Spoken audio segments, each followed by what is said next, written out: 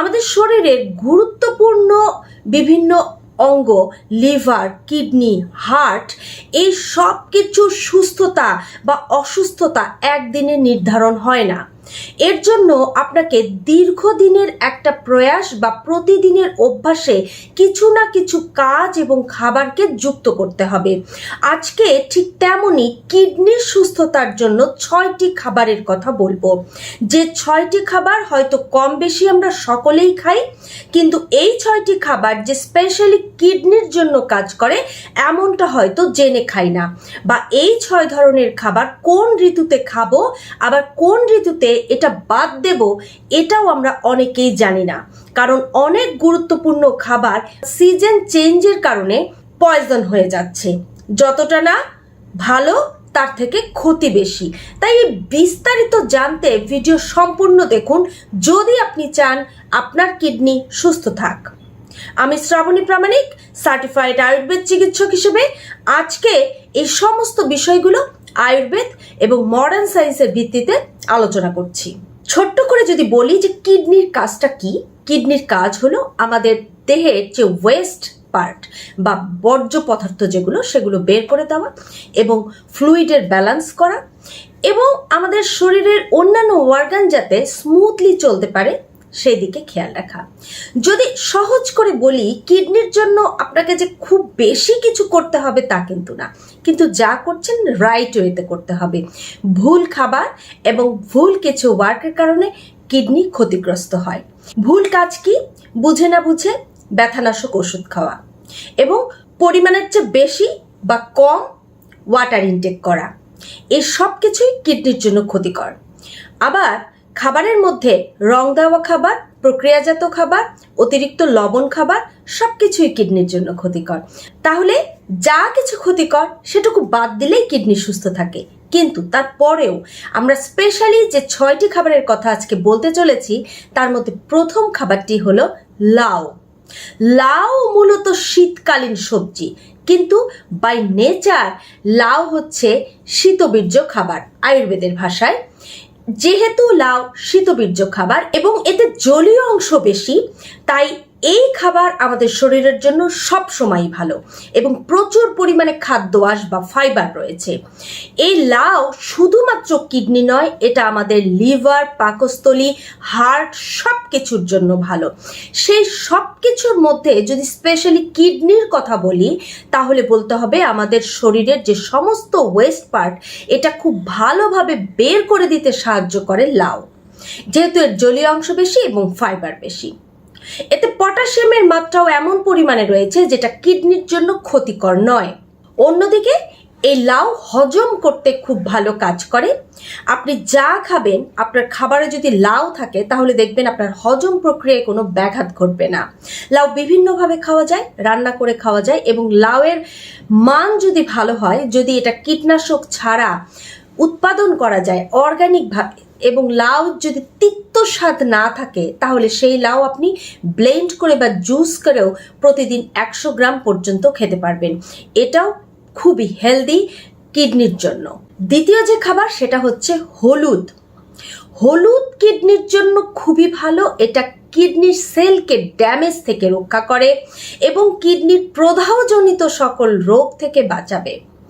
এর মধ্যে প্রচুর পরিমাণে রয়েছে প্রদাহ বিরোধী উপাদান বা অ্যান্টি ইনফ্ল্যামেটরি উপাদান, অ্যান্টিমাইক্রোবিয়াল, অ্যান্টিব্যাকটেরিয়াল উপাদান। এই সব কিছু আমাদের কিডনির জন্য হেল্পফুল।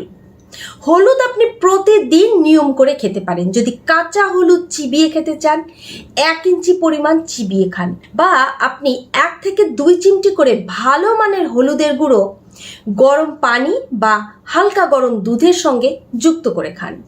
এটা সকালে যেমন খেতে পারেন ঠিক তেমনি রাতে ঘুমাতে যাবার সময় খেতে পারেন।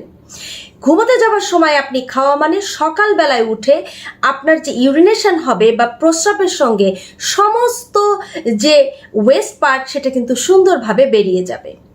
আপনাকে এই ধরনের ছোট ছোট খাবার নিত্য নৈমিত্তিক অভ্যাসের সঙ্গে যুক্ত করে নিতে হবে। তৃতীয় যে খাবার সেটা ফুলকপি। ফুলকপি লো পটাশিয়াম এবং হাই ফাইবার, তাই এটা আমাদের কিডনির জন্য বেশ হেল্পফুল। কিন্তু এখানে একটা কথা রয়েছে, ফুলকপি প্রধানত শীতকালীন সবজি এবং বাই নেচার এটা উষ্ণ প্রকৃতির খাবার। ফুলকপি গরম প্রকৃতির খাবার হওয়ার কারণে ফুলকপি খেলে সাধারণত গ্যাস, বদহজম বেড়ে যায়, কারণ এটা অতিমাত্রায় পিত্তক্ষরণ বাড়িয়ে দেয়। যেহেতু বাড়িয়ে দেয় তাই অনেক সময়ই এটাতে গ্যাস, বদহজম হওয়ার সম্ভাবনা থাকে। এবং ঋতুভিত্তিক যদি আমরা এর চাষাবাদের দিকে খেয়াল করি তাহলে দেখব যে যখন এটা আমরা 12 মাসে চাষ করছি তখন কিন্তু এর উৎপাদনের জন্য অধিক মাত্রায় এখানে কীটনাশক বা সার ব্যবহারের প্রয়োজন পড়ে। তাই ফুলকপি গরমকালে কখনো খাবেন না, এতে আপনার গ্যাস, বদহজম, অ্যাসিডিটি বেড়ে যাবে এবং যদি হজমের গন্ডগোল তৈরি হয় তখন কিন্তু আপনি যা খাচ্ছেন কোনো খাবারই আপনার শরীরে কাজে লাগবে না। আমাদের হজম প্রক্রিয়া যদি স্ট্রং না হয়, আমাদের খাবার যদি সঠিকভাবে হজম না হতে পারে, আয়ুর্বেদের ভাষায় যাকে বলা হয় অপক্ব আমরস, এই আমরস বা আমাদের এই ইনডাইজেশন হওয়া যে খাবার তার থেকে যে রস আমাদের লিভারে যাবে, অর্থাৎ আমাদের ফুড জুস, সেটা কখনোই আমাদের শরীরের জন্য হেল্পফুল হবে না। এতে অ্যালার্জিক ইনফ্লামেশন তৈরি হবে শরীরে, বিভিন্ন ধরনের র্যাশ, অ্যালার্জি, চুলকানি ছাড়াও শরীরে নানা ধরনের সমস্যা তৈরি হবে। তাই ফুলকপি আপনি কিডনির জন্য খাবেন, কিন্তু সেটা খেতে হবে শীতকালে। চতুর্থ, লাল আঙ্গুর। স্পেশালি লাল আঙ্গুরের কথাই বলবো, কারণ প্রচুর পরিমাণে রয়েছে অ্যান্টিঅক্সিডেন্ট যা কিডনির স্বাস্থ্য ভালো রাখতে কাজ করে। অন্যদিকে অ্যান্টি ইনফ্ল্যামেটরি গুণ রয়েছে, কাজে এটা কিডনির সেলকে প্রদাহজনিত সকল রোগ থেকে বাঁচায়। প্রতিদিনের খাদ্য তালিকায় না হলেও সপ্তাহে অন্তত 3 থেকে 4 দিন 60 থেকে 100 গ্রাম পরিমাণ লাল আঙ্গুর খাওয়ার চেষ্টা করবেন। লাল আঙ্গুর কিন্তু লো পটাশিয়াম, তাই কিডনির জন্য স্পেশালি ভালো। পঞ্চম খাবার কোরিয়েন্ডার লিভস বা ধনিয়া পাতা বা ধনে পাতা। এটা স্পেশালি আমাদের কিডনি ডিটক্স হিসেবে কাজ করে এবং কিডনি বা শরীরের যে অতিরিক্ত ওয়াটার সেটাকে রিমুভ করে দেয়। কিডনি প্রতিনিয়ত ওয়াটার ফিল্টারেশনের কাজ করছে। এই সময় আপনি খুব যদি অতিরিক্ত ওয়াটার আপনার শরীরে থাকে বা অতিরিক্ত ওয়াটার ইনটেক করেন, সেক্ষেত্রে কিন্তু কিডনির জন্য এই অতিরিক্ত ফিল্টারেশন করা কিন্তু কঠিন হয়ে যায়। এই অতিরিক্ত ওয়াটার আমাদের শরীরে যদি থাকে সেটাও আমাদের শরীরের জন্য ক্ষতিকর। কাজেই এই অতিরিক্ত ওয়াটারকে খুব সহজেই বের করে দিতে পারে এই ধনিয়া পাতা। এছাড়া ধনিয়া পাতাও কিন্তু অ্যান্টি ইনফ্ল্যামেটরি গুণ সমৃদ্ধ। ধনিয়া পাতা কিডনির জন্য কিভাবে খাবেন? আমরা সাধারণত এটাকে গার্নিশিং করতে বা টপিংয়ে ব্যবহার করি, কিন্তু আপনি যদি স্পেশালি এটাকে ওষুধের মতো করে খেতে চান তাহলে গরম পানি মধ্যে একদম টকবগে 1 গ্লাস গরম পানির মধ্যে সামান্য ধনিয়া পাতা 20 থেকে 25টি পাতা দিয়ে ঢেকে রেখে দিন অন্তত 10 থেকে 15 মিনিট। যখন পানি ঠান্ডা হয়ে আসবে তখন ছেঁকে শুধু পানিটি পান করবেন।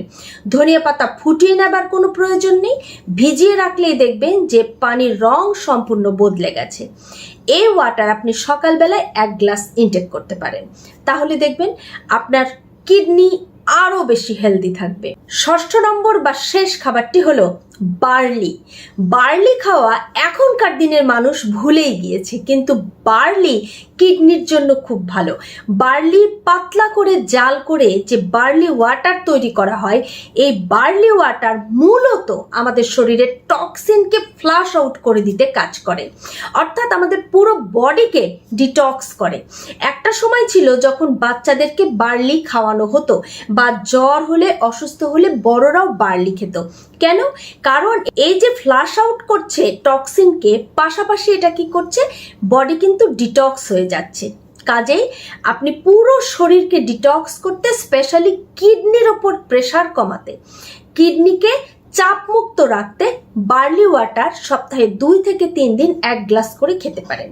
সেক্ষেত্রে 1/2 লিটার রুম টেম্পারেচার পানির মধ্যে 5 গ্রাম বা 1 চা চামচ বার্লি মিশিয়ে হালকাভাবে জাল করুন একদম ধীর আঁচে। ঠান্ডা হলে এই বার্লি ওয়াটার আপনি দিনে 1 বার করে খেতে পারেন এবং সপ্তাহে 3 থেকে 4 দিন। এই সম্পূর্ণ যে ভিডিও আপনি আজকে দেখলেন এতক্ষণ ধৈর্য নিয়ে, আশা করছি এটা আপনার আগামী ভবিষ্যৎকে আরও বেশি সুস্থ এবং সমৃদ্ধ করবে।